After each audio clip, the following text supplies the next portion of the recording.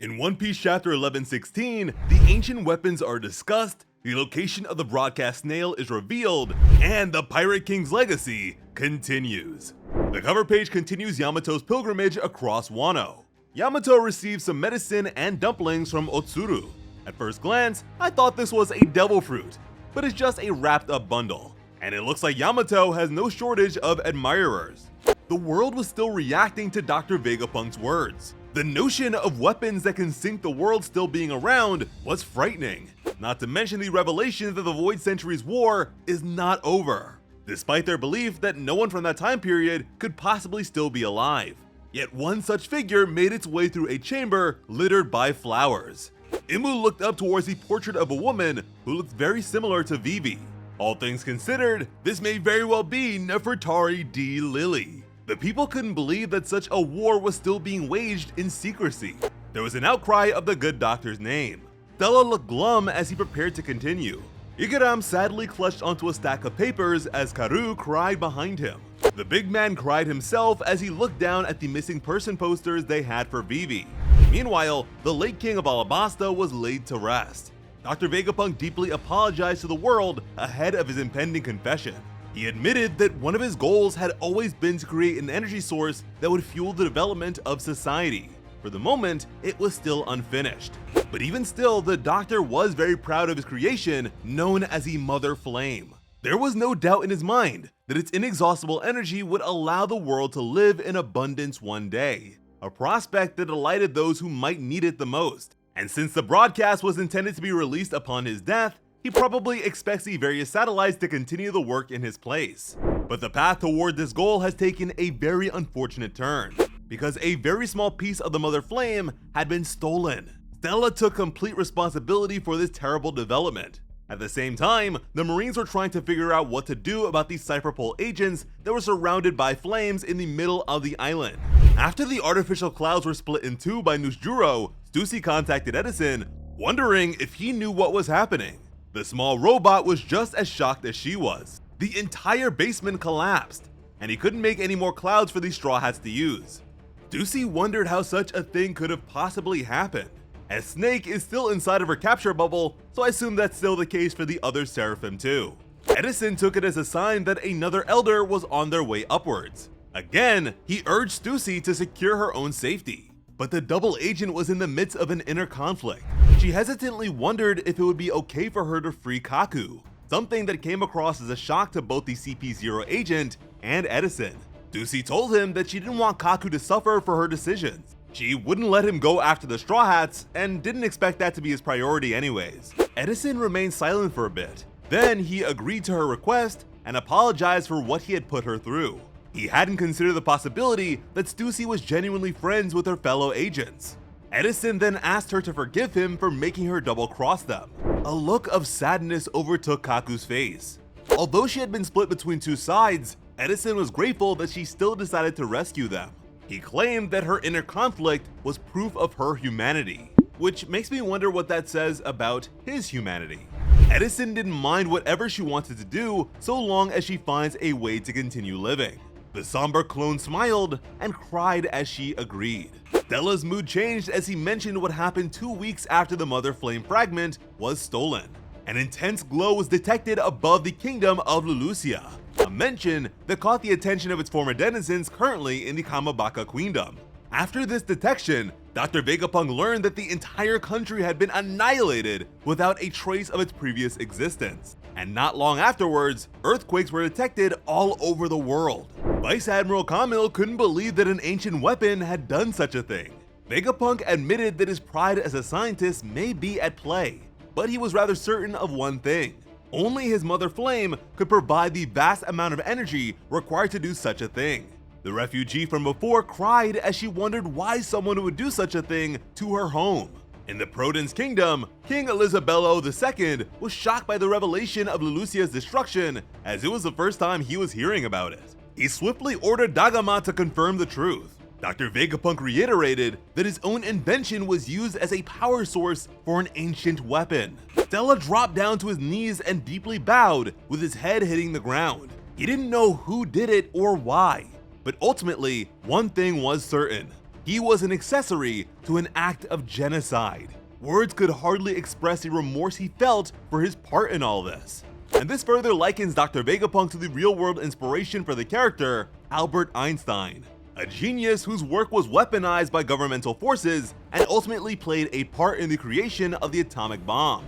A man commonly revered the world over for his intellect and scientific contributions that may also be viewed as a symbol of infamy. With his head low, Stella believed that this news provided additional plausibility to his claims that the disaster that flooded the world was not natural. Some people felt bad for the longtime philanthropist and claimed it wasn't his fault. A shocked Momonosuke suddenly blurted something out about the ancient weapon he was most familiar with, Pluton.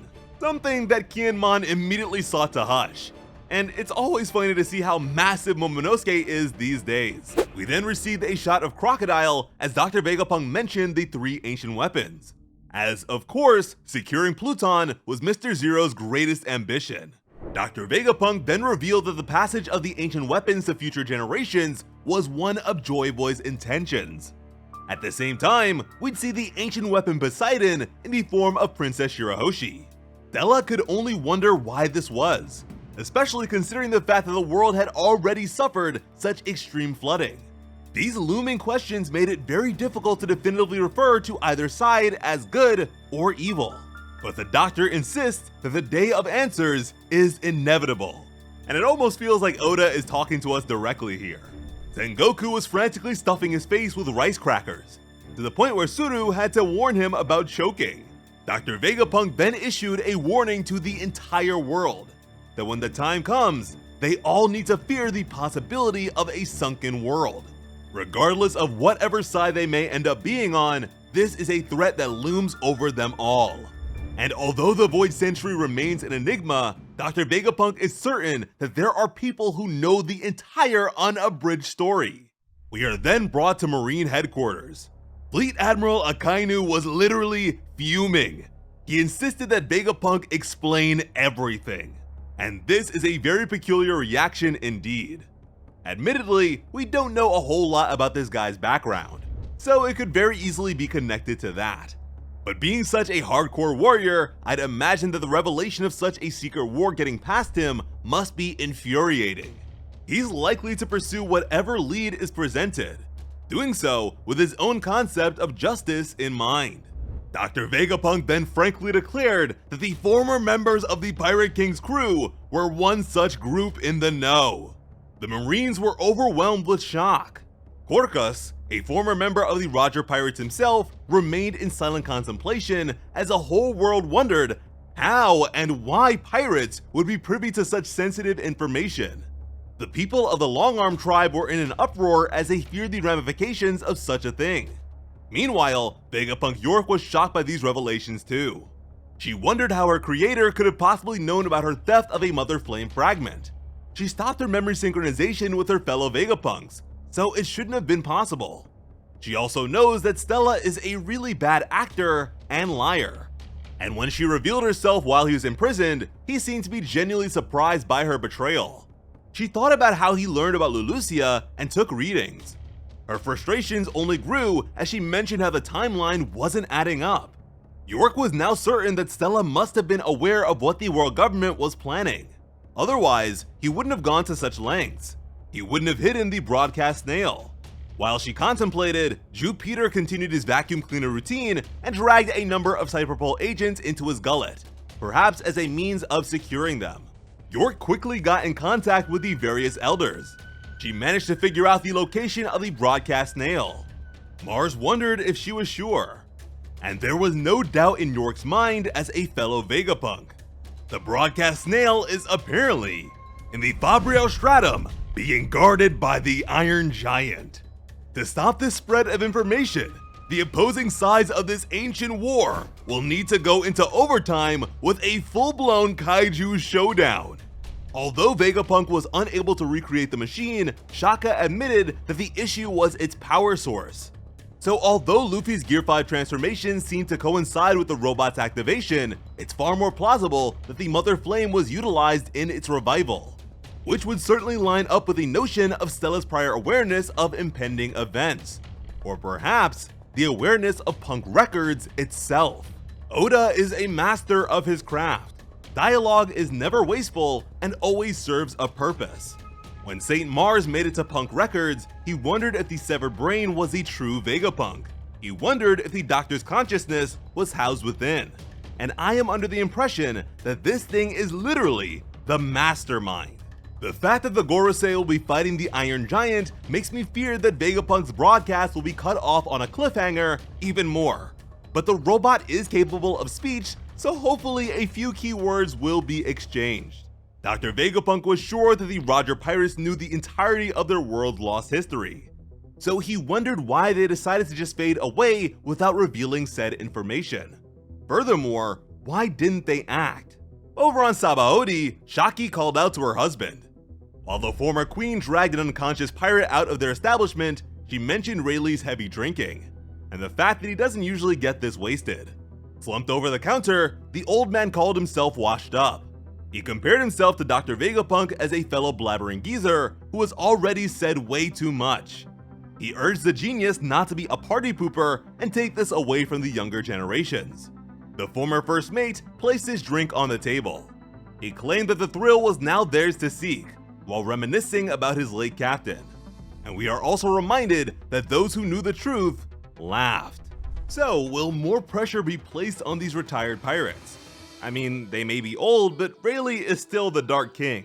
They haven't done much to him thus far, but maybe this will just inflate the legend of Buggy the Clown even more. Not that he actually knows the truth, of course. Even without the face of a single Straw Hat in this chapter, Oda still has us all on the edge of our seats. We are practically swimming in revelations at this point. And I'm curious what you guys think is the craziest one from this chapter. As always, I'm Slice of Otaku. Thank you all so much for watching and have an awesome day. I love you.